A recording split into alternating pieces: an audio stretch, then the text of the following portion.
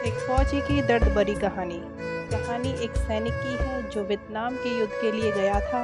युद्ध समाप्त के बाद जब वह घर लौटने की बारी आई तो उसने अपने माता पिताजी को सैन फ्रांसिस्को से फ़ोन किया। माँ और पिताजी, मैं घर आ रहा हूँ, लेकिन घर आने से पहले मुझे आपसे एक बात पूछनी है। मेरा एक दोस्त है जिसे मैं अपने साथ घर लाना चाहता हूँ। क्या मैं उसे ला सकता हूँ?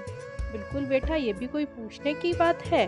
आप तुम्हारा दोस्त से मिलकर हमें बहुत खुशी होगी, माता-पिता ने जवाब दिया। लेकिन लाने से पहले मैं आपसे कुछ बात करना चाहता हूँ, सैनिक बोलता गया। युद्ध में वह बहुत बुरी तरह से घायल हो गया था। उसने एक बारूदी सुरंग पर पैर रख दिया था जिसमें उसका एक हाथ और एक पैर गंवा दिया था। अब उसके पास कोई जगह नहीं है रहने के लिए, इसलिए मैं अपने साथ उसे घर लाना चाहता हूँ। उनकी यह बात सुनकर उसकी माँ बोली, बेटा, तुम्हारे दोस्त के बारे में जानकर हमें बहुत हुआ।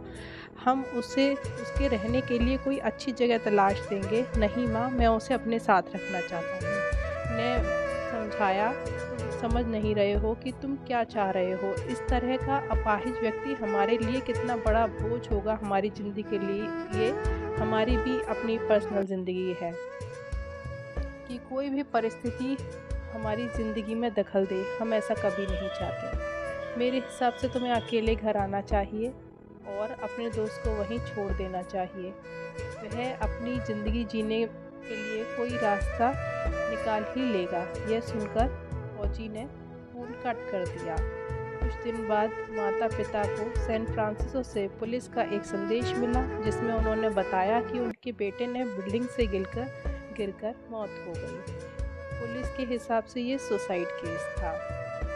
दुखी माता-पिता ने तुरंत ही सैन फ्रांसिस्को के लिए फ्लाइट बुक कराई और वहाँ पहुँच गए। वहाँ उन्हें शहर के मुर्दाघर ले जाया गया ताकि वह अपने बेटे की पहचान कर सकें।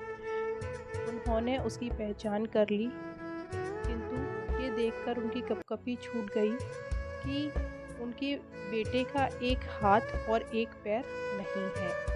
दोस्तों, इस कहानी में जो माता-पिता हैं, वह हमसे बहुत से लोगों की तरह हैं जो अपनी सुविधा सबसे अधिक महत्व देते हैं।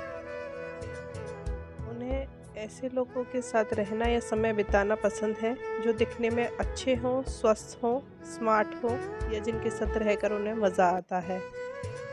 वह ऐसे लोगों के साथ समय बिताना पसंद नहीं करते जो कि ना स्मार्ट हों या जिनके साथ रहकर ना वो मज़ा कर पाते हों, जो किसी भी रूप से उनके लिए असुविधाजनक प्रतीत हो। ऐसे लोगों से दूरी बनाकर रखते हैं। लेकिन कभी-कभी उनके इसी व्यवहार के कारण उनके सामने ऐसी परिस्थितियां उत्पन्न होती हैं जब उन्हें पछतावा होता है, पछताना पड़ता है।